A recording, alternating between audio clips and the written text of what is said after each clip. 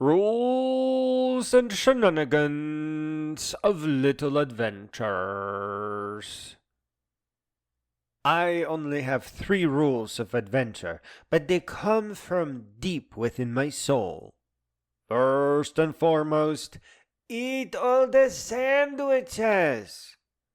My grandma from the city used roasted chicken fat as butter and flavoring for sandwiches. Each sandwich was a work of art, better off in my belly.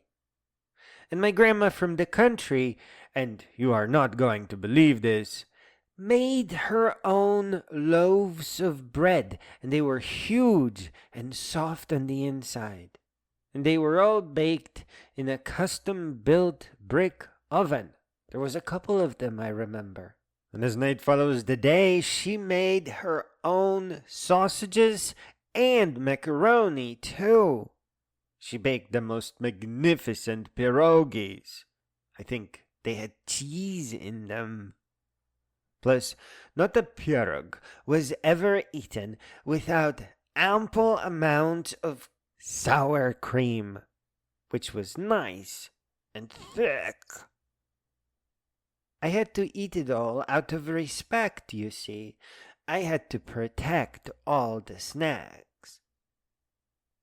My rule number 2 is to visit all the antique stores, and in America, there is a lot of them.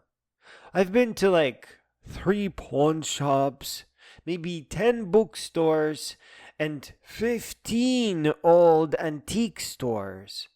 I still visit old junk stores with used stuff in them. They got pretty expensive. And yeah, when I was little, I would go through all the junk everywhere, collecting all kinds of useless knickknacks. Every once in a while, you do still find nice treasures. Yesterday, I found a box of light bulbs with only one missing. I'm pretty sure that is when the original buyer got electrocuted and all his stuff went on sale. Which brings us to last week and my 3rd rule of adventure. Go native. It does not matter if you set off for a grand adventure in the Rocky Mountains and you must now wear a hat, or are just about to set off to find the crispy squirrel that got zapped outside of your house and blew the damn transformer right on the weekend. Frankly, that poor little crispy thing is the only warm meal you are going to have, so you better go find it. There is no sunshine without electricity in America, that's for sure. No matter what you got or do, wherever you go, you adopt the rules of that nature.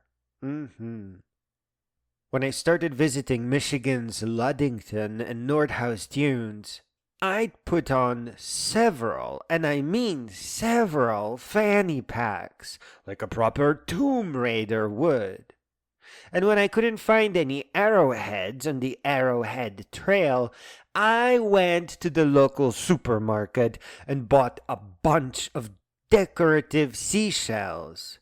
And to this day, I simply smile thinking about how many people discovered a beautiful shell here or a fancy shell there, and thought that Poseidon himself smiled upon them. But it was just me, scattering all the seashells around. Except for one guy, there was one person who was so lucky that he found several of my shells in a row, and what started as joy turned to anger as I ducked behind the dune to hide. There's always some nosy jackass somewhere. I still remember the first time I got a hot flash during one of my first adventures. I think I had my Rambo knife in hand, and if it wasn't for the bottle opener, it would make me look fierce. because I was way deep in the woods, more than a quarter mile, which is a lot for a little boy with short legs. And I heard movement, big movement, like I am in so much trouble right now, movement. Like the whole crater I was exploring was about to come alive, movement. As I readied to jump onto the beast and cut it into strips, all the leaves made a booming, swooshing noise, and I discovered a huge herd of deer. Not like American deer, which are very small and cute, but big ones, like the Robin Hood movies, big ones and mystical deer that will mess you up, especially if you're just a little boy. For a moment, in my confusion, I actually became part of the running herd, following all the deer, and like the rest of my newfound family, not really sure why. And I guess the spirit of adventure, which later resulted in the Call of the Wild, found me right there in that moment as I became part of nature.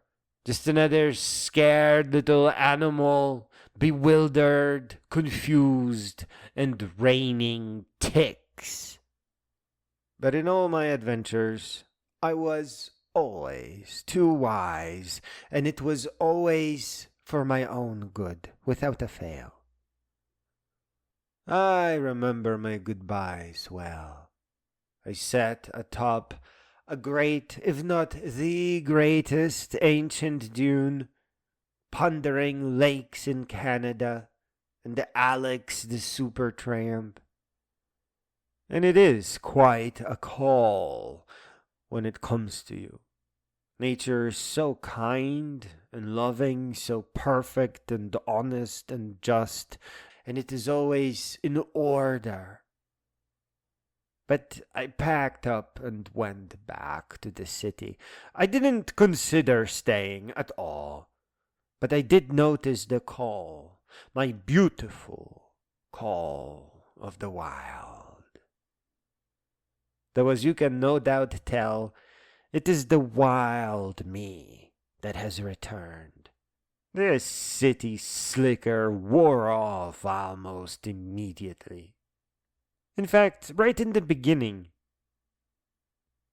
I just barely learned to drive and ended up on Veterans Beach in Florida Keys. Oh, the ocean at night merges, curves in with the starry skies, and the green little fishes melt with the stars.